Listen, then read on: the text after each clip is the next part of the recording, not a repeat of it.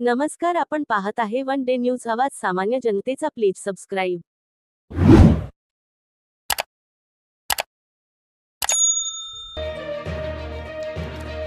मराठा आंदोलक मनोज जरांगे पाटील यांनी गेल्या 4 दिवसापासून मराठा समाजाला ओबीसीतून आरक्षण मिळावे यासाठी उपोषण सुरू केले आहेत.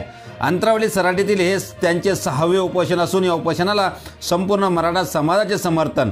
मराठा आंदोलक मनोज जरांगे पाटील यांची प्रकृती आज खालावल्याचेही समोर आले आहे. मराठा समाजाला आरक्षण मिळावे यासाठी मराठा योद्धा मनोज जरांगे पाटील यांनी 1 वर्षापासून घरदार सोडून लढा देत आहे.